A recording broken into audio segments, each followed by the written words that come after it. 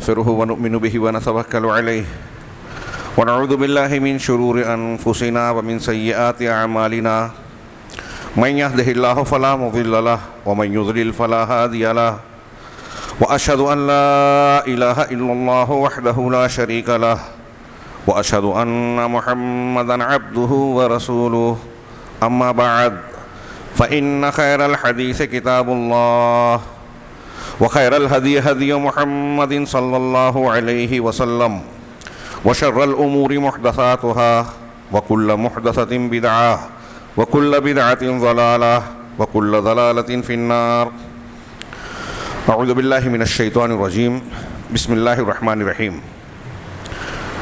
وما أرسلناك إلا رحمة للعالمين. وقال تعالى إنا أرسلناك شاهدا ومبشرا ونذيرا لتؤمنوا بالله ورسوله وتعزروه وتوقروه وتسبحوه بكرة وأصيلا. محترم حاضرین، ہم اور آپ غور کریں کہ اس دنیا میں، اس زندگی میں ہماری سب سے بڑی ضرورت کیا ہے؟ کون سی چیز ہے جسے تمام حاجتوں اور تمام ضروریات کے اوپر رکھا جائے گا؟ کھانا پینا، گھر بار، رشتہ و پیوند، ہوا، پانی. ہمارے یہاں زندگی کی ضروریات روٹی کپڑا اور مکان کہا جاتا ہے. بعض ملکوں میں کہتے ہیں روٹی کپڑا مکان اور ورزش یعنی صحت ہو. ان تمام ضروریات کیا ہم کہہ سکتے ہیں کہ اس سے انسان کی زندگی کامیاب، سعادت مند اور خیر و بھلائی سے ہمکنار ہو جائے گی، کامیاب ہو جائے گی؟ جیسا کہ آج دنیا کے مادہ پرستوں کا اور مسلمانوں میں بھی جو مادہ پرستوں سے متاثر ہیں، ان کا معیار زندگی منتہائے مقصود یہی نظر آتا ہے کہ ہمارا تو اتنا کاروبار ہو گیا ہے، اتنی پراپرٹی ہو گئی ہے، بیٹا جو ہے سرکاری نوکری مل گئی اور فلاں دنیاوی اعتبار سے منصب، اقتدار، دولت حاصل ہو گئی ہے، بس اب کوئی فکر اور ٹینشن نہیں ہے. کیا یہ بات درست ہے؟ ایک مومن بندے کا مطمح نظر، مقصود زندگی یہی ہو سکتا ہے؟ نہیں، ناممکن. قرآن اٹھائیے تو جگہ جگہ ملے گا وَمَنْ زُحْزِحَ عَنِ النَّارِ وَأُدْخِلَ الْجَنَّةَ فَقَدْ فَازَ. منتہائے مقصود ایک مومن کا اس آیت میں اللہ نے سمیٹا کہ جو جہنم سے بچا لیا گیا، جنت میں داخل کر دیا گیا، فقد فاز، وہ کامیاب ہوا. اور اس اعتبار سے ہماری سب سے بڑی ضرورت یہ ہے کہ دنیا اور آخرت کی جنت کا راستہ ہمیں ملے، جسے ہم ایک لفظ میں تعبیر کریں ہدایت. ہدایت کا حاصل ہونا انسانوں کی سب سے بڑی ضرورت ہے. روٹی کپڑا مکان اور زندگی کی جتنی بھی ضروریات ہیں، سانس لینے کے لیے جو آکسیجن چاہیے، اس سے بھی زیادہ بڑی ضروری چیز ہے ہدایت، ایمان، اللہ تبارک و تعالیٰ کی جانب سے آسمانی رہنمائی. اللہ تبارک و تعالیٰ ہمارا رب ہے، پروردگار، پالنہار ہے، اور اس کے ساتھ ساتھ رحمان و رحیم بھی ہے. اس کی ربوبیت اور رحمت کا ایک حصہ، عظیم الشان حصہ، سب سے بڑا کرم ہم پر یہ ہے کہ اس نے ہمارے لیے اس دنیا میں ہدایت کا بھرپور انتظام کیا. کوئی ہیلا بہانہ اور عذر کی گنجائش نہیں رکھی کہ آپ اور ہم یا کوئی انسان یہ کہے کہ ہمیں سچائی معلوم نہیں ہے، زندگی کا مقصود معلوم کرنے میں دقت و پریشانی ہو رہی ہے، حق پتہ نہیں چل رہا ہے. اللہ تبارک و تعالیٰ نے حضرت آدم علیہ السلام سے لے کر جناب محمد رسول اللہ صلی اللہ علیہ وسلم تک نبوت کا سلسلہ جاری رکھا. ان پر ان کے ذریعے سے اپنی تعلیمات، صراط مستقیم کی تعیین اور یہ وضاحت کہ یہ سیدھا راستہ جنت کا جانے والا ہے جو انبیاء کرام نے بتایا ہے، ان کی اتباع میں، ان کے انقیاد میں، ان کی باتوں کو ماننے میں دنیا اور آخرت کی ہر سعادت مضمر ہے، اور ان کی مخالفت میں دنیا اور آخرت کی ہر ناکامیابی، ہلاکت، فتنہ اور عذاب ہے. صاف صاف سیدھی بات جو میں کہہ رہا ہوں تو ہمارے یہاں نوجوان اور چھوٹے بچے بھی سوچ رہے ہوں گے کہ کون سی نئی بات کہی. یہ تو ہم جانتے ہیں، لیکن نہیں جانتے اور دنیا نہیں جانتی. یہ سیدھی اور صاف بات جب ہم زندگی کی پریکٹیکل لائف میں دیکھتے ہیں، لوگوں کی زندگیوں میں، تو ایسا معلوم ہوتا ہے کہ یہ صاف سیدھی سی بات لوگ جانتے ہی نہیں، مانتے ہی نہیں. جانتے ہیں تو مانتے نہیں ہیں. خیر بات میں یہ عرض کر رہا تھا کہ اللہ تبارک و تعالیٰ نے انسانی زندگی، انسانوں کی ہدایت کے لیے انہی میں سے ایک طبقے کو نبوت سے سرفراز کر کے بھیجا. یہ اللہ کا دستور رہا اور یہ سلسلہ جناب محمد رسول اللہ صلی اللہ علیہ وسلم پر ختم ہوا. چونکہ انبیاء کرام اپنی امت کے لیے نمونہ، ہدایت کا مرکز، ایمان لانے کے لیے سمجھ لیجئے کہ رہنما ہوتے تھے، اس لیے ایک سمپل عقلی اور لاجک بات بھی یہ سمجھ میں آتی ہے کہ ایسی شخصیت جن کو اللہ تعالیٰ نے اپنا نمائندہ بنا کر ہدایت کا سمبول بنایا ہے، وہ قوم کے تمام دیگر لوگوں یا امتیوں کے مقابلے میں زیادہ بہتر، کامل اور اچھے سے اچھے اخلاق والا، بہتر سے بہتر شخصیت کا مالک ہو. لہذا قرآن و حدیث کی بہت سی دلیلیں ہیں، تفصیل میں جانے کا موقع نہیں، جس سے یہ بات ثابت شدہ امر کی طرح ہے کہ انسانی برادری میں، پورے انسانوں میں سب سے زیادہ افضل، سب سے زیادہ اونچے درجے کے حامل انبیاء کرام ہیں. کتابوں میں لکھا ہوا ہے اہل سنت والجماعت کا.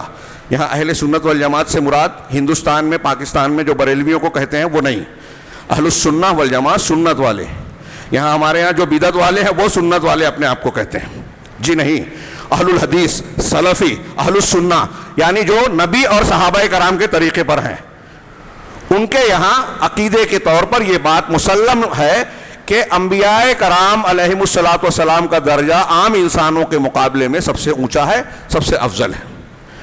اگر کوئی شخص یہ عقیدہ رکھتا ہے، ہمارے یہاں اہل تصوف کے یہاں اس طرح کی بکواس بھری پڑی ہے، ابن عربی اور اس کے موافقین کے ہاں، کہ اگر کوئی انسان ایسا عقیدہ رکھے کہ کوئی غیر نبی، کوئی بھی شخص ہو، ہوا میں اڑے، پانی پہ چلے، کرامت کھیلے، کتنے بھی وضو سے کتنی بھی نمازیں پڑھے، ایک ہی وضو کیا زندگی بھر ٹوٹا نہ ہو، اگر کوئی ایسا شخص بھی ہو، وہ نبی کی خاک پاک و درجے کو نہیں پہنچ سکتا، ان سے افضل ہونا تو دور کی بات ہے. اور اگر کوئی ایسا مانتا ہے کہ فلاں شخص کسی پیغمبر اور نبی سے اونچے درجے کا ہے یا انبیاء سے اونچے، چاہے وہ نبی انبیاء کے درمیان سب سے نچلے، سب سے کم درجے کا کوئی پیغمبر ہو، اس سے اونچا اگر کسی غیر نبی کو مانتا ہے تو باتفاق اہل سنہ والجماعہ وہ کافر ہے، کیونکہ وہ بہت ساری قرآن و حدیث کی نصوص کو انکار کرنے والا ہے. اس مسئلے کو جو میں بیان کر رہا ہوں، اس کا مقصود یہ ہے، مجھے عنوان دیا گیا ہے عظمت رسول بیان کرنا. تو پہلے عمومی طور سے یہ معلوم ہوا کہ انبیاء کرام علیہم الصلاۃ والسلام کا درجہ عمومی طور پر تمام انسانوں سے بہتر ہے، اللہ نے وہ مقام دیا. اب انبیاء کرام علیہم السلام میں رسولوں کا درجہ انبیاء سے اونچا. رسولوں میں جن انبیاء کو اولو العزم رسول کہا گیا ہے، سورہ احزاب اور سورہ شورى میں 5 پیغمبروں کا نام لیا، تو اہل علم کہتے ہیں کہ راجح طور پر یہ 5 پیغمبر اولو العزم کہلاتے ہیں. حضرت نوح علیہ السلام، ابراہیم، عیسیٰ، موسیٰ اور جناب محمد رسول اللہ صلی اللہ علیہ وسلم علیہم الصلاۃ والسلام، یہ 5 اولو العزم رسول ہیں. ان 5 میں 2 خلیل کا درجہ اونچا ہے. 2 خلیل ابراہیم اور محمد علیہ السلام، ان دونوں میں خاتم النبیین کا درجہ سب سے اونچا ہے. نبی کریم صلی اللہ علیہ وسلم کی عظمت کا یہ نشان کافی ہے بیان کرنے کے لیے. صرف ایک پہلو، آپ کی عظمت کے اتنے گناگوں پہلو ہیں، اور چونکہ آپ آخری پیغمبر ہیں، پچھلے انبیاء خاص قوموں اور خاص مدت کے لیے آتے تھے. نبی صلی اللہ علیہ وسلم کی بعثت کے بعد ساری پیغمبریاں منسوخ ہو گئی، پوری دنیا کے لیے آپ پیغمبر بنائے گئے. اب وہ آسٹریلیا، امریکہ کا رہنے والا ہو، نیوزی لینڈ کا رہنے والا ہو، کوئی متمدن شہر اور ملک کا ہو، یا جنگل بیابان اور کھیت کھلیان میں وقت گزارنے والا کوئی دیہاتی انسان ہو، دور دراز افریقی ممالک کا ہو، سب کے لیے جناب محمد رسول اللہ صلی اللہ علیہ وسلم پیغمبر بنا دیے گئے ہیں. اور آپ کی طرف سے یہ صاف اعلان ہے کہ وہ شخص لا يسمع اللہ والذی نفسی بیدی، اس ذات کی قسم جس کے قبضے میں میری جان ہے، لا يسمع بی من هذه الامہ یہودیا کان او نصرانیا ثم لا یؤمن بی، یسمع بی ثم لا یؤمن بی الا دخل النار او کما ورد بالحدیث. یہ مسلم شریف کی حدیث ہے کہ اس امت کا کوئی فرد، اب یہودی ہو یا نصرانی، کسی بھی دین کا ماننے والا، میرے بارے میں یعنی محمد رسول اللہ صلی اللہ علیہ وسلم کے بارے میں اس تک خبر پہنچتی ہے، وہ آپ کے بارے میں جانتا سنتا ہے، اور آپ پر ایمان نہیں لاتا تو وہ جہنم میں داخل ہو گیا. یہ پکی بات ہے. صحیح مسلم کی یہ حدیث اور اس معنی کی اور بھی نصوص یہ اس بات کی دلیل ہے کہ اب آپ کی بعثت کے بعد دنیا کے کسی بھی خطے حصے کا بسنے والا کوئی انسان ہو، اگر وہ دنیا اور آخرت میں نجات کامیابی چاہتا ہے، جہنم سے خلاصی اور جنت کا حصول چاہتا ہے، تو اس کے لیے محمد رسول اللہ صلی اللہ علیہ وسلم پر ایمان لانا، آپ کی شریعت و تعلیمات کو اختیار کرنا لازم اور ضروری ہے، اس کے بغیر چارہ نہیں ہے۔ جب اتنا ضروری ہے ہر ایک کی ہدایت کے لیے، اور ہمارا رب ربوبیت کے اعتبار سے کہیے، رحمت و رحمان و رحیم ہونے کے اعتبار سے کہیے، بندوں کی ضروریات کو پوری کرتا ہے۔ پیاس لگتی ہے تو پانی دیتا ہے، بھوک لگتی ہے تو کھانا دیتا ہے، زمین خشک ہو جائے تو بارش برساتا ہے، اس کے ابر رحمت ہر بندے کی ہر ضرورت پوری کرتی ہے، تو ہدایت کی ضرورت پوری نہیں کرے گا؟ جب محمد رسول اللہ صلی اللہ علیہ وسلم پر ایمان لائے بغیر عرب عجم کا کوئی انسان جو ہے ہدایت کامیاب نہیں ہو سکتا، تو اللہ تبارک و تعالیٰ نے یہ اہتمام فرمایا کہ آپ کی نبوت کو اتنا واضح، آپ کی عظمت کے نشانات کو اتنا کھلا اور مبرہن کیا جائے کہ دنیا کا کوئی بھی انسان ہو، وہ سائنس لیبارٹری میں ریسرچ اور تحقیق کرنے والا ہو، یا کسی کھیت میں ہل چلانے والا اور مزدوری کرنے والا، کوئی حمالی کرنے والا عام انسان کیوں نہ ہو، ہر انسان کو تھوڑے سے مطالعے اور شعور کے ذریعے سے یہ معلوم ہو جائے کہ محمد رسول اللہ صلی اللہ علیہ وسلم سچے رسول ہیں، اور وہ لا الہ الا اللہ کی گواہی کے ساتھ محمد رسول اللہ کی گواہی دینے سے ہچکچائے نہیں، اس کو کوئی دل میں ہچکچاہٹ اور تردد نہ رہے کہ یہ غلط ہے۔ اب اللہ کے رسول صلی اللہ علیہ وسلم کا یہ پہلو علامہ ابن تیمیہ نے بیان کیا کہ چونکہ آپ کی نبوت عرب عجم اول و آخر پوری کائنات پوری دنیا کے لیے ہے، اور بغیر آپ پر ایمان لائے کسی کے لیے اب نجات ممکن نہیں ہے، اس لیے آپ کی نبوت، آپ کی شان اللہ تعالیٰ نے تمام انبیاء کے مقابلے میں زیادہ واضح، زیادہ مدلل رکھی، اور آپ کو جو معجزات، نشانیاں آپ کو حاصل ہوئی کسی اور کو نہیں حاصل ہوئی۔ عظمت رسول کا کون سا پہلو پیش کیا جائے؟ آپ کے دلائل نبوت، آپ کے اخلاق و شمائل، آپ کے فضائل، دنیا میں آخرت میں آپ کو جو امتیازات دیے گئے جس کو ہم خصائص کہتے ہیں، ان میں سے کسی ایک پر گفتگو کی جائے تو پورے سال بات ہو سکتی ہے، لیکن یہ ختم نہیں ہوگا۔ میں کوئی مبالغہ نہیں کر رہا ہوں، اس موضوع پر، ان موضوعات پر الگ الگ اہل سلف و خلف کے علماء نے موٹی موٹی کتاب لکھی۔ صرف امام بہقی دلائل النبوہ اور دلائل النبوہ کے نام سے ہمارے سلف کے علماء کی کم سے کم 17 کتابیں ہیں۔ امام بہقی کی دلائل النبوہ کے موضوع پر 4 موٹی جلدوں پر مشتمل کتابیں ہیں،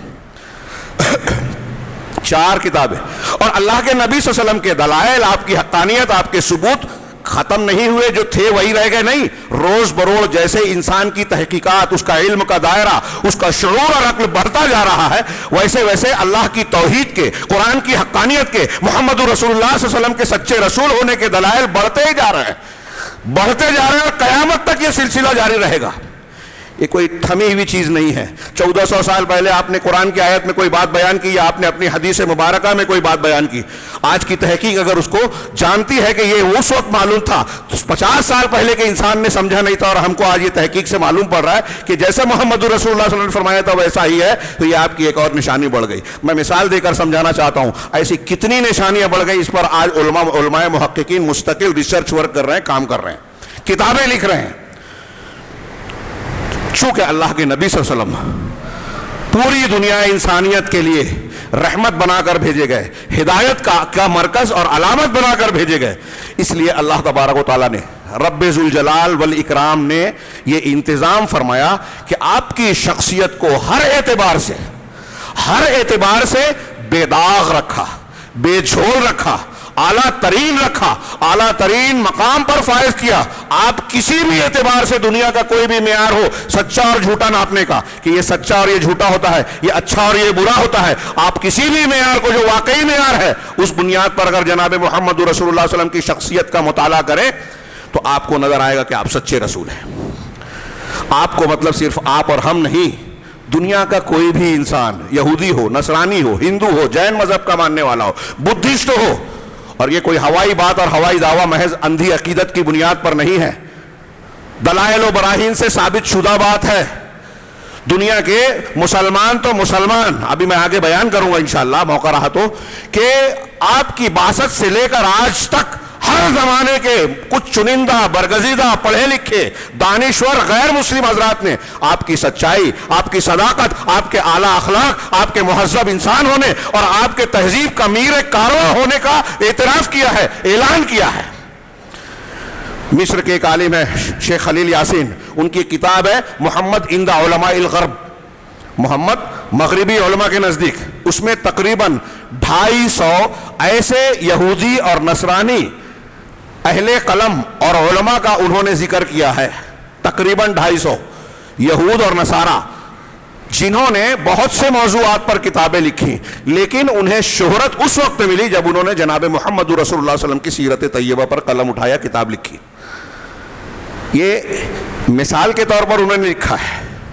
اگر ہم صرف فہرست بنائیں، اللہ کے رسول صلی اللہ علیہ وسلم نے جس وقت دعوائے نبوت کیا اس وقت سے لے کر آج تک، ورقہ بن نوفل، ہرقل کے دربار میں ابو سفیان اور اس کے وفد کے جوابات، محمد رسول اللہ صلی اللہ علیہ وسلم کے تعلق سے کم و بیش 13 سوالات جو ہرقل بادشاہ نے کیے تھے اور ان کے جو جوابات دیے تھے، ہر جواب پر جو تبصرہ کیا تھا کہ یہ سچے رسول کی علامت ہے۔ پھر ورقہ بن نوفل، پھر نجاشی بادشاہ، وہاں سے لے کر آج تک آپ ہر دور کے غیر مسلموں کو دیکھیں، ایک لمبی فہرست ہر زمانے کی جمع ہوگی۔ یہ آپ کی عظمت، آپ کی صداقت کا صرف ایک پہلو ہے جسے موٹی کتابوں میں جمع کیا جائے تو کتاب کے صفحات کم پڑیں گے۔ اللہ تبارک و تعالیٰ نے آپ کو، میں نے عرض کیا کہ ہر اعتبار سے اعلیٰ ترین اور ایسا بنایا، آپ کی عظمت شان ایسی بلند فرمائی کہ دنیا کا کوئی بھی انسان آپ پر حرف نہ اٹھا سکے۔ اگر کوئی اعتراض کرتا ہے تو یہ اس کی جہالت ہے، آپ کی شان میں گستاخی کرتا ہے تو یہ اس کی لا علمی ہے، اس کی ہٹ دھرمی ہے، اناد ہے، جھوٹ ہے، انصاف اور سچائی تو نہیں ہو سکتی۔ اب آپ دیکھیے، میں صرف اشارے کر سکتا ہوں مختصر سے وقت میں۔ نبی کریم صلی اللہ علیہ وسلم کو نسب کے اعتبار سے دیکھیے، کچھ لوگ نسب دیکھتے ہیں، خاندان دیکھتے ہیں، مسلم شریف کی حدیث ہے، ہاں وقت کم ہے اس لیے میں براہ راست مفہوم صرف بیان کروں کہ اللہ تبارک و تعالیٰ نے کنانہ کو اسماعیل کی نسل سے منتخب کیا۔ حضرت اسماعیل، ابراہیم علیہ السلام کے بیٹے حضرت اسماعیل، ان کی نسل سے، ان اولاد سے کنانہ قبیلے کو منتخب کیا۔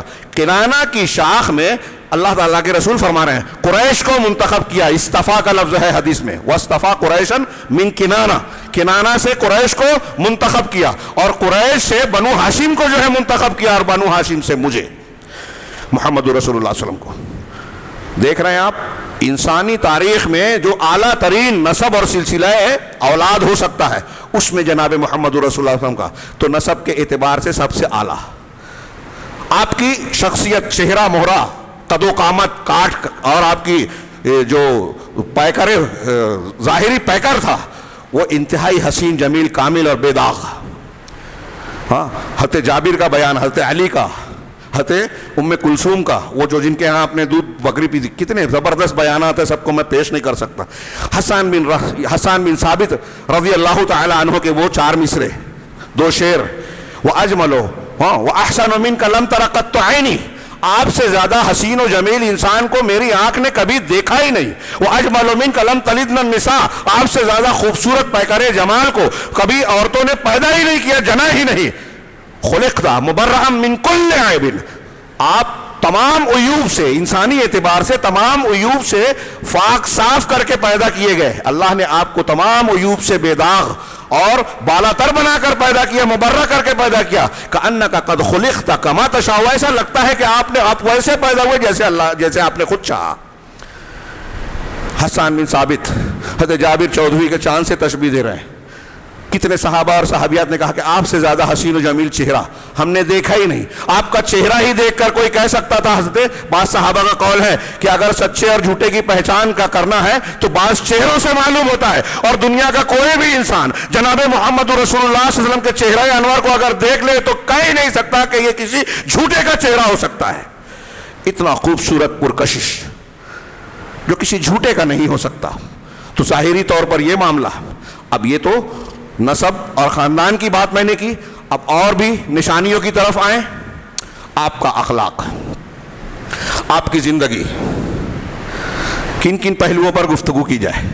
نبی کریم صلی اللہ علیہ وسلم دنیا پوری انسانی تاریخ کی واحد شخصیت ہے، ایک جن کی ولادت سے لے کر وفات تک پوری زندگی تاریخ کے پوری روشنی میں ہے. یہاں تک کہ دوسرے انسان جو بہت مشہور ہوئے، کوئی سائنٹسٹ ہو، کوئی مسلح ہو، کوئی لیڈر ہو، کوئی بادشاہ ہو، کوئی فلاں اور فلاں ہو، آپ جن کی بھی تاریخ پڑھیں وہ اس وقت سے تاریخ کی روشنی میں آپ کو نظر آئیں گے جب وہ مشہور ہوئے، ان کا کوئی کارنامہ ہوا. یہاں تک کہ انبیاء کرام علیہ السلام، ہم جانتے ہیں نوح علیہ السلام 950 سال تک دنیا میں تبلیغ کی. ان کی کتنی زندگی کی کتنی تفصیل ہمارے سامنے ہے. دیگر انبیاء، حضرت موسیٰ کے بارے میں بہت کچھ قرآن و حدیث نے بیان کیا. فرعون کے محل میں پلے بڑے، اس درمیان میں آپ کی جو تربیت ہوئی اس کی تفصیلات کیا ہیں. حضرت عیسیٰ علیہ السلام جن کے ماننے والے آج یہ پروپیگنڈا کرتے ہیں اور جھوٹا پروپیگنڈا کرتے ہیں کہ دنیا میں سب سے بڑی تعداد ہے. بڑی تعداد ضرور ہے، سب سے بڑی تعداد ہے، یہ صحیح نہیں ہے، محققین کا کہنا ہے. ان کا معاملے میں کیا ہے؟ انسائکلوپیڈیا برٹانیکا کا ایک پادری یہ اعتراف کرتا ہے کہ اگر کوئی شخص چاہتا ہے کہ عیسیٰ علیہ السلام کی زندگی پر کتاب لکھے تو وہ یہ کوشش نہ کرے، کیونکہ آپ کی زندگی کی تفصیلات دستیاب نہیں ہو سکتی. زیادہ سے زیادہ آپ کی زندگی کی جو چیز تاریخ کی روشنی میں ہے وہ 50 دن، اس سے زیادہ نہیں ملے گا. اور یہی وجہ ہے کہ نبی کریم صلی اللہ علیہ وسلم کے علاوہ دنیا کا کوئی شخص، کوئی پیغمبر تک ایسا نہیں ملے گا جس کی زندگی میں زندگی کے ہر پہلو اور شعبے کی رہنمائی ہمیں ملے. کسی کے ہاں عقیدہ ہے تو عبادات کی تفصیلات نہیں ہے دنیا کے سامنے. کسی کے یہاں عبادات ہے تو معاملات کے احکامات نہیں ملیں گے. یہ انبیاء کی بات کر رہا ہوں، دوسروں کی تو بات گئی. جو صاحب شریعت ہیں حضرت موسیٰ علیہ السلام، حضرت عیسیٰ علیہ السلام، ان کے بارے میں زندگی کے بہت سارے گوشے تاریخ کی روشنی میں نہیں ہے، اور جو کچھ ہے بھی تو وہ مشکوک ہے. معتبر ہے یا نہیں یہ تاریخ کے معیار پر پورا کھرا اترتا ہی نہیں کہ یہ بات سچائی کے ساتھ آنکھ بند کر کے مانی جا سکتی ہے. صرف جناب محمد رسول اللہ صلی اللہ علیہ وسلم کے بارے میں یہ بات کہی جا سکتی ہے. جرمنی کا ایک مستشرق گولڈ زہر جو اسلام مخالف مستشرق ہے، اس نے یہ اعتراف کیا کہ دنیا میں مسلمانوں کو یہ امتیاز حاصل ہے کہ اپنے پیغمبر کی تعلیمات اور حیات طیبہ کو محفوظ کرنے کے لیے ان لوگوں نے حدیث کا جو فن ایجاد کیا اور قرآن و حدیث کی روشنی میں ایجاد کیا، یہ میں حاشیہ لگا رہا ہوں، اور جو فن ایجاد کیا اس کے تحت انہوں نے 5 لاکھ راویان حدیث کے حالات زندگی اور تفصیلات کو محفوظ رکھا. یہ دنیا کے کسی اور قوم کے پاس نہیں ہے. اسی کی بنیاد پر مسلمانوں کے لیے یہ سہولت اور آسانی ہے کہ جناب محمد رسول اللہ صلی اللہ علیہ وسلم کی زندگی کے ہر پہلو کو، آپ کے ایک ایک فرمان اور احادیث کو پرکھ سکتے ہیں کہ یہ صحیح ہے، یہ ضعیف ہے، یہ قابل قبول ہے، یہ قابل رد. دنیا میں کسی انسان کو یہ خصوصیت حاصل نہیں ہے. یہ اللہ تعالیٰ نے انتظام کیا کہ جب آپ آخری نبی ہیں اور قیامت تک کے سارے انسانوں کے لیے آپ کی شخصیت مرکز ہدایت ہے، تو آپ کی شخصیت اور تعلیمات کو زندہ رہنا چاہیے. قرآن کی حفاظت کی ذمہ داری اللہ تعالیٰ نے لی تو قرآن کے ساتھ ساتھ شرح قرآن، اللہ کے نبی صلی اللہ علیہ وسلم کی احادیث اور حیات طیبہ کو بھی محفوظ کیا. دونوں کو الگ نہیں کیا جا سکتا، جیسا کہ اللہ کے رسول کا فرمان ہے یہاں تک کہ حوض کوثر پر آ جائے. جو لوگ حدیث کو چھوڑ کر قرآن کو اختیار کرتے ہیں، وہ نبوت کو چھوڑ کر الوہیت کو ماننا چاہتے ہیں، لا الہ الا اللہ کو مان کر محمد رسول اللہ کو چھوڑنا چاہتے ہیں، وہ اسلام میں داخل ہوئے ہی نہیں ہیں، آگے کی بات ہی نہیں کی جا سکتی. یہ ایک پہلو نبی کریم صلی اللہ علیہ وسلم کا. اب آپ کے اخلاق کے اعتبار سے دیکھیے. میں صرف کچھ جملے نقل کروں گا مختصر سے وقت میں اور نتیجے کی طرف آؤں گا. آج اللہ کے نبی صلی اللہ علیہ وسلم، ہم اور آپ بہت بڑے مجرم ہیں. میں یہاں بیان کر رہا ہوں، آپ سن رہے ہیں، اور ہم میں یہاں بہت سارے لوگ ہوں گے جو کچھ میں کہہ رہا ہوں اس سے بہت زیادہ پڑھ چکے ہیں، سن چکے ہیں، جان چکے ہیں، مان چکے ہیں. لیکن ہماری زندگیاں آپ کی زندگی کا نمونہ پیش نہیں کر سکتی. پیش نہیں کرتی. ہم نے آپ کی نمائندگی نہیں کی. اس کی یہی وجہ ہے کہ گستاخی رسول کا سلسلہ جاری ہے. میں نے اس سے پہلے خطبہ دیا کہ ہم رو رہے ہیں. وہ فلاں رافضی، اس نے کتاب لکھی، نام میں لینا نہیں چاہتا، وہ اتنا قابل نہیں ہے کہ ممبر رسول سے اس کا نام لیا جائے، جو رسول کی شان میں گستاخی کرے. اور فلاں کا نام لے رہے ہیں. تریپورہ میں جو ہے اللہ کے رسول کی شان میں گستاخانہ نعرے لگائے گئے، ہم نے احتجاج کیا، اور یہ اسٹیج تیار کیا گیا مسلمانوں کو ورغلانے کے لیے. ان کو پتا ہے کہاں یہ بھڑکیں گے، بھڑکایا جائے، استعمال کیا جائے، اور اپنے روٹی سیکی جائے مفادات کی. یہاں میں عرض کرتا ہوں کہ ہم نے بند کیا، ہم احتجاج کرتے ہیں، یہ شرعی طریقہ نہیں ہے. شریعت کے جو طریقے ہیں اور اللہ کے نبی صلی اللہ علیہ وسلم کے تعلق سے ہم پر عائد ہونے والے جو حقوق ہیں، ہم اس کو سمجھنا ہی نہیں چاہتے، ادا کرنا ہی نہیں چاہتے. کیا حقوق ہیں؟ اشہد ان محمد رسول اللہ بول دیا کافی ہے؟ اللہ کے رسول سے پر ایمان ہو گیا، محبت ہو گئی؟ جی نہیں. اہل علم نے بیان کیا کہ اس شہادت کی بنیاد دو چیزوں پر قائم ہے، ایک تصدیق اور ایک انقیاد. تصدیق اور انقیاد. اب اس کی تشریح کے لیے 2-3 خطبہ چاہیے اور 5 منٹ میں کیا بیان کروں. تصدیق، اللہ کے رسول نے جو کچھ بیان کیا ہے مان لینا. میری عقل میں نہیں آتی، سائنس والے یہ کہتے ہیں اور فلاں یہ کہتے ہیں، ہمارے مولوی صاحب کا، ہمارے امام صاحب کا، پیر صاحب کا تو یہ کہنا ہے، اب حدیث کے خلاف ہے تو پیر صاحب کی بات مانیں گے. آپ نے خود رسول کی قدم قدم پر گستاخیاں کی ہیں. میں نے پچھلے جمعہ کو بیان کیا مالیگاؤں میں کہ ہمارے یہاں ایسے کتنے لوگ ملیں گے جو کہیں گے ٹھیک ہے فلاں عمل رکوع کے وقت جاتے اور اٹھتے ہوئے، چونکہ یہ مشہور ہے ہمارے یہاں اہل حدیث اور احناف کے درمیان، اس لیے مثال میں دے رہا ہوں. ایسی بہت سی چیزیں ہیں کہ اللہ کے رسول کی سنت ہے، ٹھیک ہے ہم نے مانا، لیکن ہمارے امام کا طریقہ نہیں ہے، نہیں کر سکتے. آپ نے محمد رسول اللہ کہاں مانا؟ آپ کے انقیاد یعنی تابع داری. آپ نے اللہ کے رسول کو رسول مانا تو آپ کی ہر بات کو ماننا پڑے گا، تصدیق کرنی پڑے گی. جو خبریں دی ہے اس کی، جو حکم دیا، جو طریقہ بتایا، اس کو اختیار کرنا پڑے گا. سلو کما رأیتمونی اصلی، جب آپ نے کہا تو یہ مذاق ہے کیا؟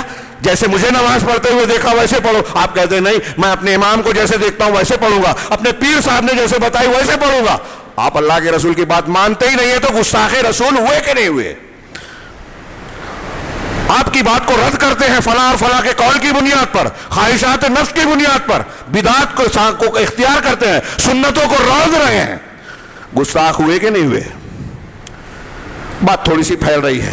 میں عرض یہ کرنا چاہتا ہوں، رسول اللہ صلی اللہ علیہ وسلم کی نشانات، عظمت کے دلائل ہم اگر چند % جان لیں، اپنی زندگی میں اس کو نافذ کریں، تو یہ جو گستاخی کرنے والی دنیا ہے نا، اگر کسی نے گستاخی ہٹ دھرمی ضد کی وجہ سے کی بھی تو اسی دنیا کے لوگ پیدا کر کے ان کی زبان کھینچیں گے کہ انسانیت کے سب سے بڑے محسن، انسانیت کے سب سے اعلیٰ پیکر کو تم جو ہے برا کہہ رہے ہو تو تم اس لائق نہیں ہو کہ زندہ رہو.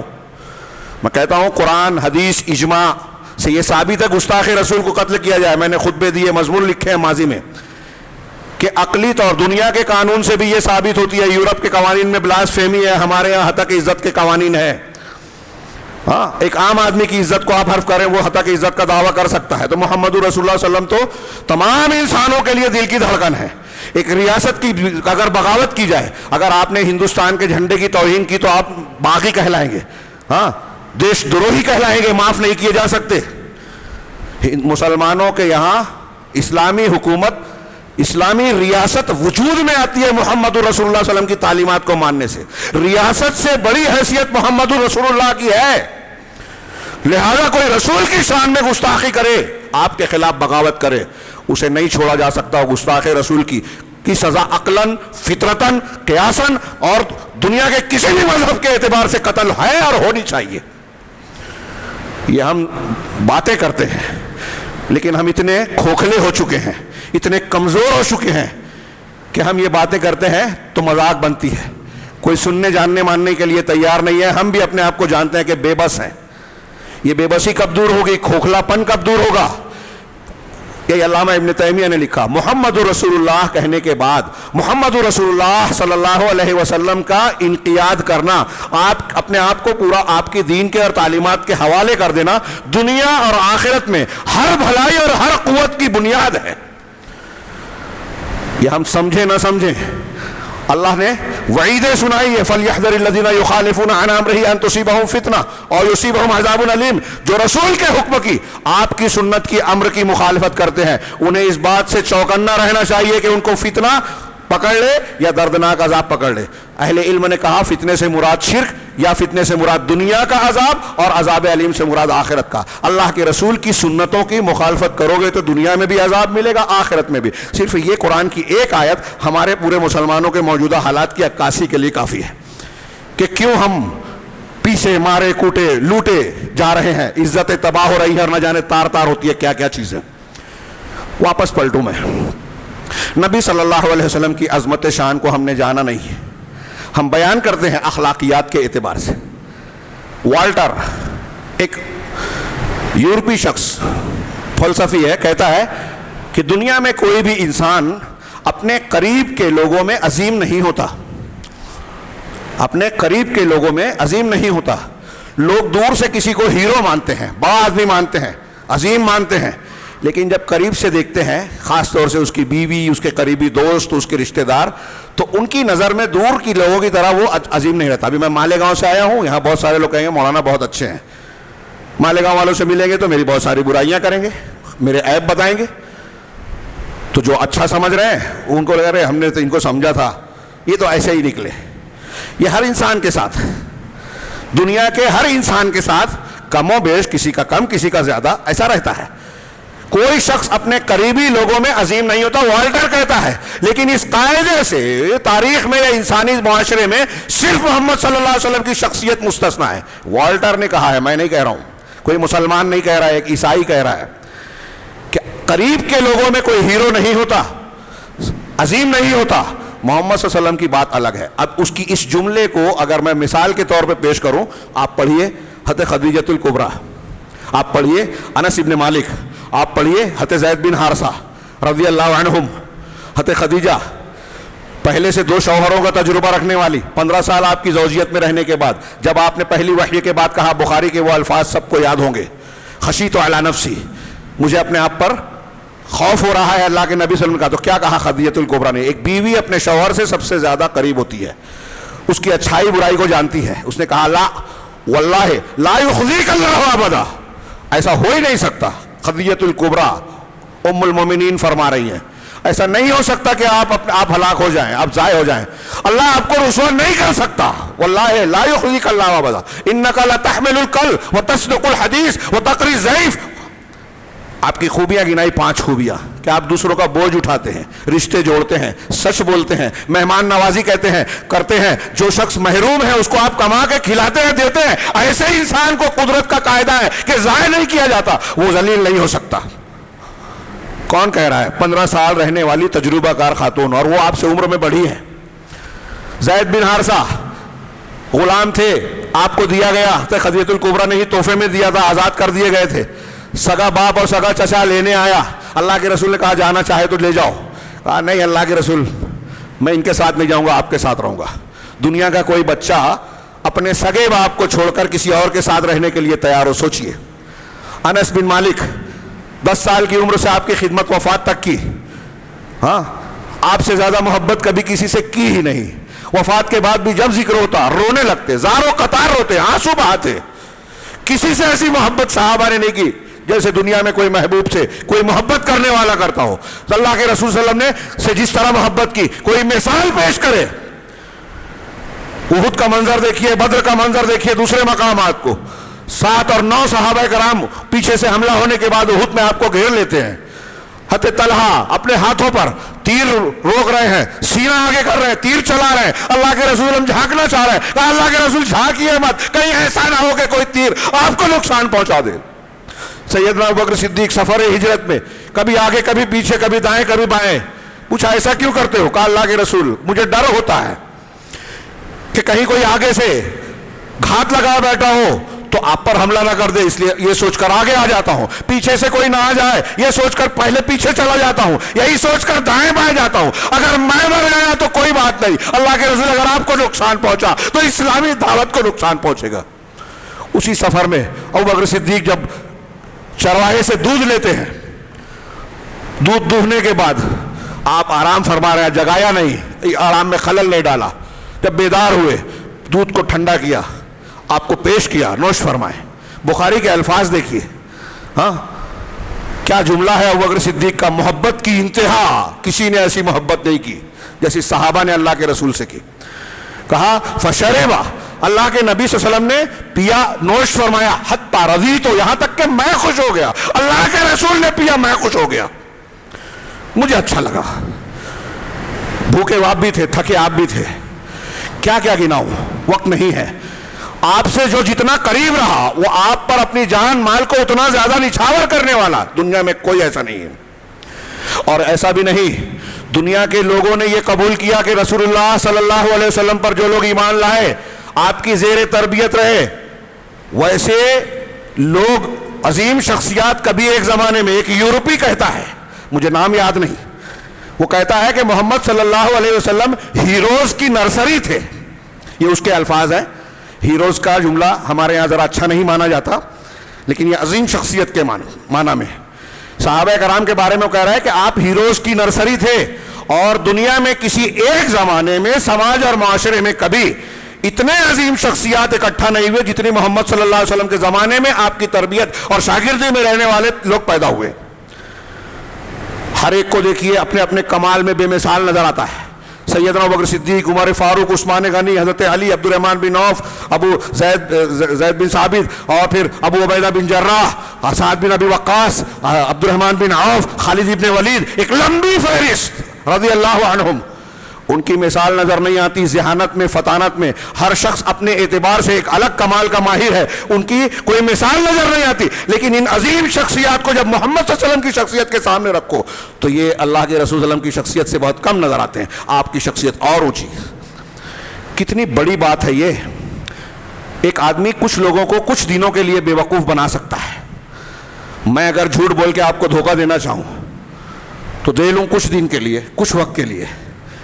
کچھ دنوں کے بعد آپ کو میرا جھوٹ معلوم پڑ جائے گا، میں دھوکے باز ہوں یہ جان جائیں گے، ہاں مجھے بھگائیں گے، بے عزت کریں گے. لیکن سارے معاشرے کو اتنے ذہین ترین ابو بکر صدیق، عمر فاروق جیسے لوگوں کو، جن کے بارے میں دنیا یہ کہتی ہے کہ ویسے جنرل، ویسے حاکم دنیا میں پیدا نہیں ہوئے، اتنے ذہین لوگوں کو پوری زندگی کوئی بے وقوف بنا سکتا ہے کیا؟ آپ کے شاگردوں کی عظمت، کمال اللہ کے نبی صلی اللہ علیہ وسلم کی عظمت بتا رہی ہے. پھر آپ اس طریقے سے دیکھیے ایک اور پہلو، یہ میں دوسری طرف آ رہا ہوں، وقت نہیں ہے اس لیے، کہ آپ کے زندگی میں آپ کے اخلاق کریمانہ جامع الکمالات. جیسا کہ میں نے کہا کہ دنیا کا کوئی بھی انسان ایک بہت اچھا باپ ہے تو وہ اچھا منتظم نہیں ہے، بہت اچھا ٹیچر ہے تو اچھا لیڈر نہیں ہے، بہت اچھا لیڈر ہے تو اچھا باپ نہیں ہے. یہ بعض علماء نے لکھا سوائے محمد صلی اللہ علیہ وسلم کا. آپ محمد صلی اللہ علیہ وسلم کو کسی بھی پہلو سے دیکھیے، باپ کی حیثیت سے، شوہر کی حیثیت سے، بیٹے کی حیثیت سے، تاجر کی حیثیت سے، دوست کی حیثیت سے، سپہ سالار کی حیثیت سے، قائد کی حیثیت سے، عبادت گزار کی حیثیت سے، دوسرے اخلاقی اور دوسرے منصب کے اعتبار سے، جس روپ میں دیکھیے سب سے اونچا نظر آئیں گے، بے مثال نظر آئیں گے. اہل علم نے لکھا کہ کافر آپ کو امین و صادق و امین کہتے تھے. محمد احمد آپ کا نام تھا، اور کافر صادق و امین ایسا لگتا ہے کہ جیسے آپ کے نام کا عکس تھا. نبی کریم صلی اللہ علیہ وسلم پر اعتراض کرنے والوں نے جو اعتراض کیا بھی مخالفت میں، دشمنی میں، لیکن عہد رسالت سے لے کر ابو جہل، ابو لہب سے لے کر آج تک کسی کو یہ جرت نہیں ہو سکی کہ آپ کے اوپر جھوٹ کا الزام لگائے کہ آپ جھوٹ بولتے تھے. ہاں پورے مکہ سے جب آپ نے کہا کہ اگر میں کہوں ایک لشکر تم پر حملہ آور ہوا چاہتا ہے، کیا میری بات کو مانو گے؟ سب نے ایک زبان ہو کر، پورا کافر معاشرہ کہہ رہا ہے ما جربنا علیک کذبا، ہم نے آپ پر کبھی جھوٹ کا تجربہ کیا ہی نہیں. ہرقل کے دربار میں ابو سفیان نے جو سوال کیا گیا، نسب کیسا ہے؟ سب سے اعلیٰ. خاندان کیسا ہے؟ سب سے بہتر. جھوٹ بولا کبھی جھوٹ کا تجربہ نہیں کیا. لڑائیاں ہوئی، ہاں ایسا ایسا ہوا. کیسے اخلاق کے ہیں؟ امانت دار ہیں، سچے ہیں، ایسے ہیں. تعلیم کیا ہے؟ یہ ہے. ہرقل عالم بھی تھا، بادشاہ بھی تھا، اس کے تبصرے پڑھیے، ایک جواب بتا رہا ہے کہ نبی صلی اللہ علیہ وسلم سچے رسول ہیں. یہ ہرقل غیر مسلم تھا. تو اللہ کے نبی صلی اللہ علیہ وسلم کو میں یہ عرض کرنا چاہتا تھا کہ اخلاقیات کے کسی بھی پہلو کو دیکھیے. مثال کے طور پہ سچ، اگر آپ اس کو دیکھیں گے اللہ کے رسول صلی اللہ علیہ وسلم کے اندر سچ کی خوبی کس درجے کی تھی، تو لگے گا، علماء نے لکھا کہ ایسا لگے گا کہ آپ دنیا میں آئے تھے سچائی کو اعلیٰ مقام تک پہنچانے کے لیے. دنیا میں اسی لیے آئے تھے. لیکن جب آپ امانت داری کو دیکھیں گے تو ایسا ہی لگے گا کہ امانت داری کو اعلیٰ مقام تک پہنچانے کے لیے آئے تھے. اب ان کو واقعات میں بیان کروں، 2-4 منٹ باقی ہے، تو کیا بیان کروں؟ صرف اشارہ. آج مسلمان قوم ہمارے درمیان میں کسی سے قرض لے لیں، جھگڑے ہو جاتے ہیں، جاؤ وصول لو، پولیس اور کورٹ میں چلے جاؤ، جھگڑے چل رہے ہیں سالہ سال. کسی کا گھر لے لیا کرائے پہ، خالی نہیں کر رہے ہیں. یہ مسلمانوں میں ہو رہا ہے، غیر مسلموں کی بات چھوڑیے. اور ہمارا یہ اخلاق اب ان تک بھی پہنچ چکا ہے. میرا ایسا ماننا ہے کہ اگر جناب محمد رسول اللہ صلی اللہ علیہ وسلم کے اخلاق پر ہم عمل کرنے لگے نا، تو ہم تو آپس میں تو یہ مسائل نہیں رہیں گے. غیر مسلم اور پولیس والے بھی کہیں گے کہ مسلمان محمد صلی اللہ علیہ وسلم کو ماننے والے ہوتے ہیں، وہ کسی کو دھوکہ نہیں دے سکتے. ہم واقعہ پڑھتے ہیں، سناتے ہیں. شب ہجرت جو لوگ آپ کو قتل کرنے کے لیے ہر قبیلے کا نمائندہ ننگی تلوار لے کر کھڑا ہے، آپ حضرت علی کو کہہ رہے ہیں کہ یہ انہی مکہ والے قبائل کے لوگوں کی امانتیں میرے پاس ہیں، ان کو لوٹا دینا. جو مارنے آئے ہیں، قتل کرنے آئے ہیں، ان کی امانتوں کو لوٹا رہے ہیں. یہ ہمارے پیغمبر کا کردار، امانت داری کا یہ اعلیٰ معیار. اب بہادری دیکھیے، حنین کے محاذ پر دیکھیے. مدینہ میں جب چیخ سنائی دی رات کو گھروں سے جو نکل رہے ہیں، تو محمد رسول اللہ صلی اللہ علیہ وسلم کو دیکھا کہ گھوڑے پر سوار ہو کر اندھیرے سے واپس لوٹ رہے ہیں. کہا گھروں میں سو جاؤ، کوئی بات نہیں ہے. جب لوگ دیکھ لے نکل رہے ہیں، وہاں اس وقت اللہ کے رسول خطرے کے مقام سے واپس لوٹ رہے ہیں. بہادری میں آپ کی کوئی مثال نہیں، شجاعت میں آپ سے بڑھ کر کوئی نہیں. سخاوت، مسلم شریف کی روایت ہے کہ ایک عربی دیہاتی اسلام لایا، اللہ کے رسول نے پوری وادی بھری ہوئی تھی، بکریاں دے دی. وہ اپنے قبیلے کے لوگوں کو جا کے کہہ رہا ہے لوگوں محمد صلی اللہ علیہ وسلم پر ایمان لے آؤ، وہ ایسے سخی آدمی ہیں، ایسے شخص ہیں، اس طرح خرچ کرتے ہیں کہ انہیں ختم ہونے کا ڈر ہی نہیں ہے. سخاوت میں بے مثال. حیا، شرم، طاقت قوت مل جانے کے بعد دشمن کو، جو شدید دشمن ہے، اس کو معاف کر دینا فراغ دلی سے. یہ آج ہمارے یہاں بھی نہیں ملتا. باپ بیٹا، بیٹا بھائی، بھائی بھائی کو معاف کرنے کے لیے تیار نہیں ہے. ہمارے یہاں جھگڑے ہیں، سالہ سال چل رہے ہیں. بہن کے آنا جانا نہیں ہے، بہن کا ہمارے گھر آنا جانا نہیں ہے. اور ہم محمد رسول اللہ صلی اللہ علیہ وسلم کے امتی، ان کی تعلیمات کو ماننے کے دعوے دار. اور جب بتائیں ایسا ہے، ارے ٹھیک ہے قرآن نے کہا ہے کہ ماں باپ کے ساتھ اس نے ظلم کرو، لیکن مولوی صاحب میرے ابا ذرا الگ ہے.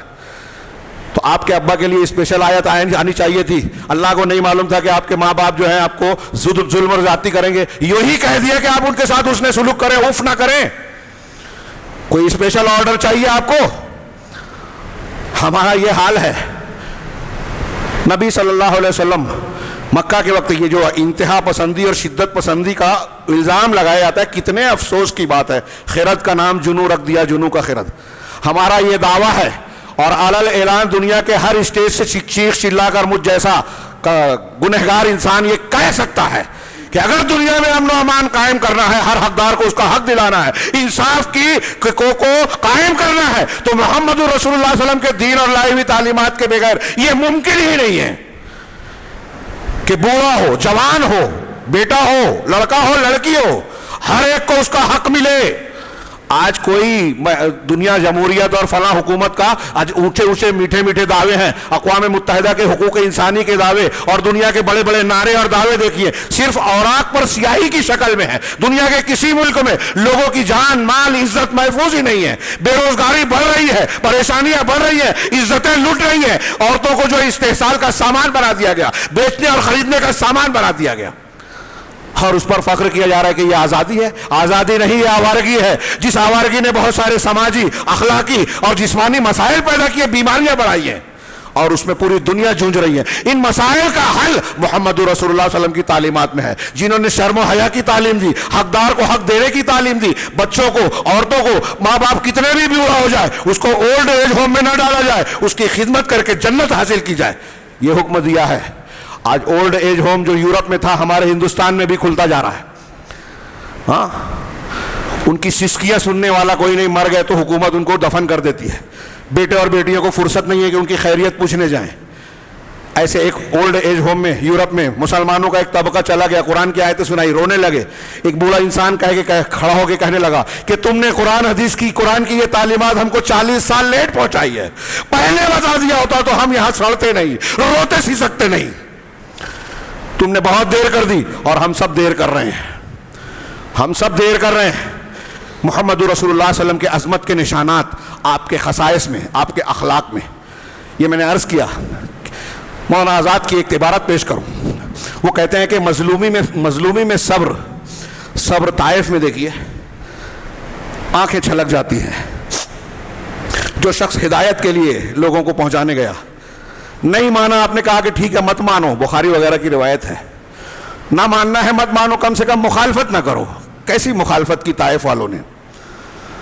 لہو لہان کر دیا، زخمی کر دیا.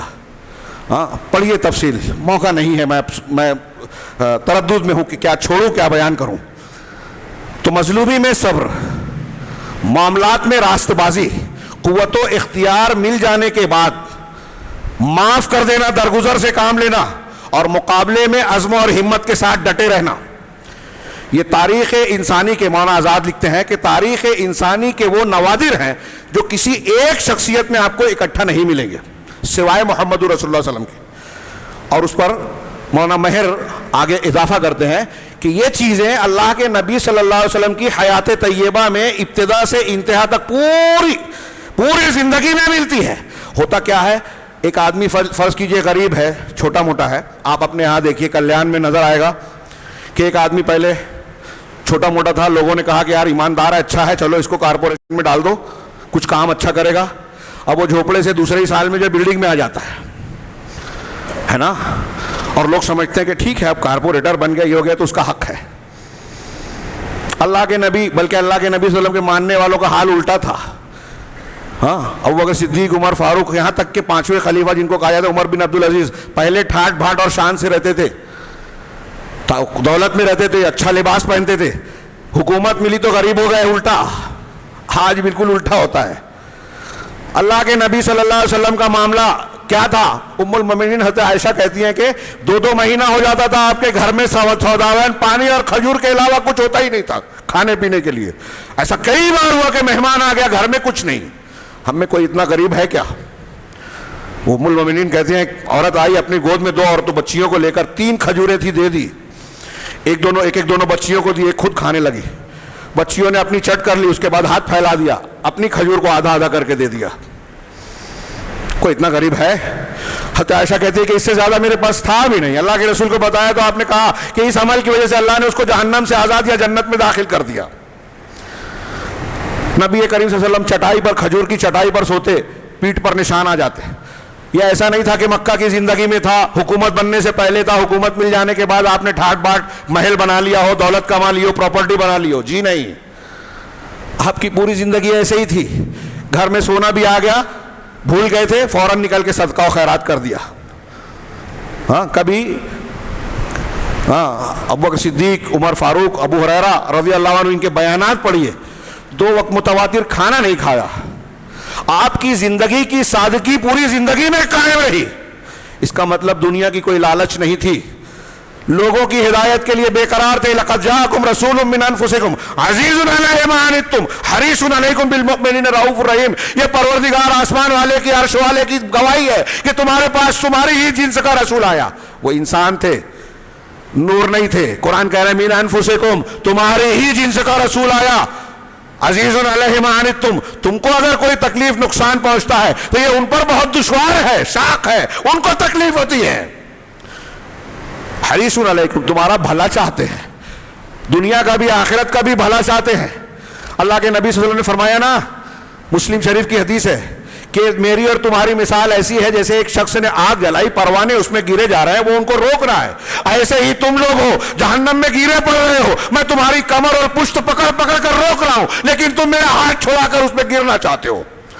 آج بھی محمد رسول اللہ صلی اللہ علیہ وسلم کے ہاتھ, آپ کی تعلیمات آپ کا ہاتھ بن کر ہمیں جہنم سے روکنا چاہتی ہے, لیکن ہم ماننے کو تیار ہے ہی نہیں. ہمارے پاس نوجوانوں کو فرصت نہیں ہے, دین کی طرف آتے ہیں تو فلاں الٹے سیدھے لوگوں کی طرف بھاگتے ہیں. کوئی جاہل علامہ پیدا ہو گیا, اس کے لائق اور کرنے والے لوگ ہیں, اس کے پیچھے چلنے لگے. اللہ کے نبی صحابہ کرام کی عظمت کو پہچانا ہی نہیں, ان کی تعلیمات کو علماء سے جانا ہی نہیں, اور گمراہیوں کا شکار ہو رہے ہیں. وقت ختم ہو چکا اور زائد ہوگا, بہت سارے لوگوں کو تکلیف ہوگی, لیکن میں جو عظمت رسول بیان کرنا چاہتا تھا, ابھی اس کے کئی عظیم الشان اور انتہائی اہم پہلو باقی ہیں. آپ کا اخلاق کا میں نے پیش کیا, آپ کی سچائی کی نشانیوں میں سابقہ کتابوں میں جو آپ کے بارے میں بیان کیا گیا وہ ایک کتاب ہے, ایک لمبا چوڑا عنوان ہے.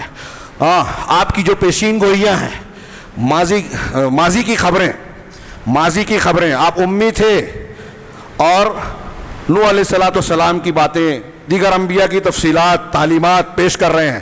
کوئی اہل کتاب یہ نہیں کہہ سکا کہ آپ کی یہ بات غلط ہے. معمولی بات ہے. ماضی کی خبریں, مستقبل کی خبریں جن کو ہم پیشین گوئیاں کہتے ہیں, وہ کئی طریقے کی ہیں. ایک وہ جو آپ نے اپنے زندگی میں کیا, جیسے بدر کی رات آپ نے کہا کہ کل فلاں یہاں فلاں شخص پچھاڑا جائے گا, کل یہاں فلاں مارا جائے گا. جہاں آپ نے بتایا کہ ابو جہل یہاں مارا جائے گا, اتبا یہاں مارا جائے گا, وہی مارے گئے. کوئی چھوٹی بات نہیں ہے. اور یہ اللہ کے رسول کی طرف سے اللہ کی تائید ہے, اللہ کی طرف سے اللہ کے رسول کے حق میں تائید ہے کہ دیکھو یہ سچے ہیں, جیسا بول رہے ہیں ویسا. جھوٹے نبوت کا دعوے دار مرزا غلام احمد قادیانی کو پڑھیے، جتنی پیشین گوئی کی سب غلط ثابت ہوئی. یہ اللہ کی طرف سے اظہار ہے کہ یہ جھوٹا ہے. یہ رب کا ربوبیت کا انتظام ہے. تو آپ نے جو کل کے بارے میں کہا، سال 2 سال کے بعد کی باتوں کے بارے میں کہا، ہاں پھر آپ کئی سالوں کے بعد کے لیے جو آپ نے کہا، جیسا آپ نے کہا ویسا واقع ہوا. اپنی حیات طیبہ کے بعد جو بیان کیا، صحابہ میں اختلاف ہوگا، حضرت حسن حسین کے بارے میں، خلافت کے بارے میں، اختلافات کے بارے میں، فرقے اٹھیں گے، خارجی پیدا ہوں گے، وہ ایسے ایسے ہوں گے، امت میں اتنے فرقے بنیں گے، فرقے بنتے جا رہے ہیں، بن گئے، یہ گمراہیاں آئے گی. پچھلی امتوں نے اپنے انبیاء کی قبروں کو مسجد بنایا، تم مت بنانا. لیکن آپ نے کہا کہ جیسے یہود و نصارہ نے کیا، اس امت کے لوگ ہو بہو ایسے ہی چلیں گے. آج ہم دیکھ رہے ہیں یہود و نصارہ نے جو کیا تھا، مسلمانوں میں ایسے لوگ ہیں جو وہ سارے کام کر رہے ہیں آپ کے بتا دینے کے باوجود. شرک ہے، کفر ہے، قبر پرستی ہے، بزرگ پرستی ہے، تفرقہ ہے، اختلاف ہے اور مسلک پرستی ہے. اللہ اور رسول کو چھوڑ کر سب ماننے کا مادہ ہے. تو یہ پیشین گوئیاں آپ کی ثابت ہو رہی ہے. اب درمیانی قیامت کی نشانیوں کے طور پر، خبروں کے طور پر ہم دیکھ رہے ہیں کہ آپ نے جو کہا ہوتی جا رہی ہے، اور قیامت تک سورج کے مغرب سے نکلنے اور دنیا کے فنا ہونے تک آپ کی ہر خبر صحیح ثابت ہوگی. یہ آپ کی سچائی کے نشانات بڑھتے جا رہے ہیں. یہ بشارتیں، آپ کے معجزات، ان معجزات میں سب سے عظیم معجزہ قرآن. اب صرف اس کو بیان کروں تو کئی گھنٹے ناکافی ہیں. قرآن بذات خود ہدایت ہے، ہدایت کی دلیل ہے، حقانیت ہے، حقانیت کا نشان ہے، اور قیامت تک زندہ رہنے والا رسول اللہ صلی اللہ علیہ وسلم کا معجزہ ہے. ایسا زندہ معجزہ کسی اور نبی کو نہیں ملا. پھر نبی کریم صلی اللہ علیہ وسلم کے معجزات شق کے قمر ہے، چاند کا ٹکڑے ہو جانا، معراج کا سفر. آپ کے جو اختصاصات ہیں تشریعی احکامات میں، پچھلے انبیاء کے مقابلے میں آپ کو کئی ایسی چیزیں دی گئی جو پچھلے انبیاء کو حاصل نہیں تھی. ہاں یہ آپ کے اختصاصات، آپ کی عظمت اور آپ کے فضائل میں شامل ہونے والی چیز ہے. دنیا میں آپ کو بہت سارے جو ہے فضائل ملے، آخرت میں آپ کو شفاعت کبریٰ، ہاں سب لوگوں کی، پوری کائنات کے لوگوں کی، پوری انسانوں کی شفاعت کبریٰ جو ہوگی وہ جناب محمد الرسول صلی اللہ علیہ وسلم کو اجازت ملے گی، کسی نبی کو نہیں ملے گی. آپ سب سے پہلے جنت میں دروازہ کھٹکھٹائیں گے. ہاں اور آپ کو دوسرے بہت سارے فضائل اور مناقب حاصل ہیں. ان ساری فضائل اور خصوصیات میں کچھ اور بھی اہم باتیں پیش کرنا چاہتا تھا کہ آپ کو اللہ کے نبی صلی اللہ علیہ وسلم نے جو اللہ تعالیٰ نے جو عظمت کے نشانات دیے ہیں، ان میں آپ دیکھیں کہ آپ کی حیثیت اور مقام دنیا میں کسی کو حاصل نہیں ہے. جو حیثیت شرعی اعتبار سے، یہ آخری بات کہہ کے بات کو ختم کرتا ہوں، کہ جو شرعی اعتبار سے جو آپ کو مقام دیا گیا، قرآن کہتا ہے ما آتاکم الرسول فخذوہ وما نہاکم عنہ فانتہوا. جو بھی رسول تمہیں دے لے لو، جس سے منع کر دے رک جاؤ. یہ اس معنی کی اور آیت لقد کان لکم فی رسول اللہ اسوۃ حسنہ سب کو یاد ہے. اللہ کے رسول کی ذات میں تمہارے لیے بہترین نمونہ ہے.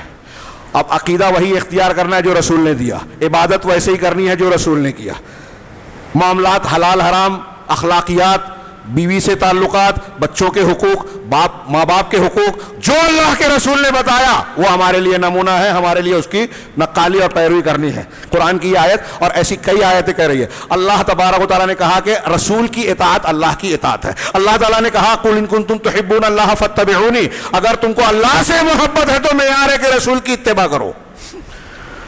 اب یہ مقام میں عرض کرنا چاہتا ہوں، اللہ کے رسول صلی اللہ علیہ وسلم کی عظمت کا یہ انتہائی اہم پہلو کہ یہ مقام جو اللہ تعالیٰ نے رسول اللہ صلی اللہ علیہ وسلم کو دیا ہے، یہ دنیا کے کسی شخص کو، یہاں تک کہ کسی پیغمبر کو بھی اب حاصل نہیں رہ گیا. سن رہے ہیں آپ؟ ہاں لوگوں تک یہ جملہ، یہ پیغام پہنچائیے. ہمارے مسلمان جاننے کو تیار نہیں ہے. اللہ کے رسول کی بات آنے کے بعد باپ دادا کی بات ماننا، اللہ کے رسول صلی اللہ علیہ وسلم کی سنت ثابت ہو جانے کے بعد پیر صاحب کی، امام صاحب کی، فلاں بزرگ کی بات کو مان کے رسول کی حدیث کو رد کر دینا، یہ نہیں چلے گا. یہ عذاب کو دعوت دینے کی بات ہے قرآن حدیث کے مطابق. اگر محمد رسول اللہ صلی اللہ علیہ وسلم کی عظمت کو ہم مانیں، جانیں، تو یہ جانیں گے کہ آپ کو جو مقام حاصل ہے وہ اب موسیٰ اور عیسیٰ علیہ السلام کو بھی نہیں حاصل ہے. اللہ کے رسول نے فرمایا اگر موسیٰ بھی زندہ ہوتے تو میری پیروی کے بغیر چارہ نہیں. کتنی صاف بات ہے. اب اس کے باوجود اگر کوئی اللہ کے رسول کی حدیثوں کو ٹھکرائے اور فلاں کے پیچھے جائے تو وہ جان بوجھ کر یہ اعلان کر رہا ہے کہ اللہ تعالیٰ کی جانب سے ہدایت کی توفیق سے وہ محروم ہے. اللہ کے نبی صلی اللہ علیہ وسلم کی عظمت کے اور بھی کئی پہلو ہیں. ہاں کہ اللہ تعالیٰ نے اپنے نام کے ساتھ آپ کا نام جوڑا. ہر اذان میں اپنے شہادت کے ساتھ رسول کی شہادت کو جوڑا. ہاں الم نشرح لک صدرک پڑھیے, والضحیٰ واللیل اذا سجا پڑھیے, والضحیٰ واللیل اذا سجا پڑھیے, انا اعطیناک الکوثر پڑھیے. اور قرآن کی روشنی میں آپ دیکھیں گے کہ قرآن اللہ کے رسول کی سیرت طیبہ کو بیان کر رہا ہے, عظمت کو بیان کر رہا ہے. قرآن, حضرت عائشہ نے کہا کہ کانا خلقہ القرآن, اللہ کے رسول کا اخلاق قرآن کا ہی نمونہ ہے. اس اعتبار سے قرآن سیرت رسول کی کتاب ہوئی. حدیثیں جتنی ہیں اللہ کے رسول کے قول فعل تقریرات کو بیان کرتی ہے, وہ بھی محدثین بھی اس اعتبار سے سیرت طیبہ کے تلامذہ ہوئے. فقہا جو احکام حلال حرام مسائل نکالتے ہیں وہ انہی حدیثوں میں غور و فکر کر کے مسائل کو مستنبط کرتے ہیں. اس اعتبار سے فقہا بھی جو ہے وہ اللہ کے رسول صلی اللہ علیہ وسلم کے تلامذہ ہوئے. بہت سارے محرخین, سیرت نگار, یہاں تک کہ ناول نگار اور شعرا بھی اللہ کے رسول صلی اللہ علیہ وسلم کی سیرت طیبہ سے خوشاچینی کرتے ہیں. دنیا میں رسول اللہ صلی اللہ علیہ وسلم کی سیرت سے بڑھ کر کوئی دوسرا موضوع نہیں ہے جس پر کتابیں زیادہ لکھی گئی ہو. سب سے زیادہ کتابیں اگر کسی موضوع پر لکھی گئی ہے تو محمد رسول اللہ صلی اللہ علیہ وسلم کی سیرت طیبہ پر. ہم اور آپ کو فرصت نہیں ہے سیرت کے ان پہلوؤں کو, نئے نئے پہلوؤں کو, موجودہ دور میں ہمارے گھریلو مسائل, سیاسی مسائل, سماجی مسائل, اقتصادی مسائل, ان تمام کا حل سیرت طیبہ میں ہے. سیرت انسانیت کے ہر دکھ کا درد, ہر دکھ کا علاج پیش کرتا ہے. شرط یہ ہے کہ ہم پڑھیں, اس عظمت کو سمجھیں اور اسے لوگوں تک پہنچائیں. آج دنیا کو اس کی ضرورت ہے اور دنیا سے پہلے ہم کو اس کی ضرورت ہے. ضروری ہے کہ ہم اشہد ان محمد رسول اللہ کو سمجھیں, اللہ کے نبی صلی اللہ علیہ وسلم کی عظمت کو, آپ کے مقام کو, اللہ تعالیٰ نے جو آپ کو حیثیت دی ہے شرعی اعتبار سے, اس کو سمجھ کر اسے قبول کریں. اللہ تعالیٰ ہمیں صحیح ایمان کو سمجھنے اور اسے اختیار کرنے کی توفیق عطا فرمائے, اسی پر قائم رہنے کی توفیق دے, اسی پر موت دے اور اس کے ذریعے سے دنیا اور آخرت میں ہر قسم کے فتنے اور عذاب سے پروردگار ہمیں محفوظ رکھے. اقول قولی ھذا واستغفر اللہ لی ولکم سائر المسلمین وصلی اللہ علی نبینا محمد. بارک اللہ لنا ولکم فی القرآن المجید ونفعنا وإیاکم بالآیات والذکر الحکیم. انہ تعالی جواد کریم ملک بر رؤوف رحیم.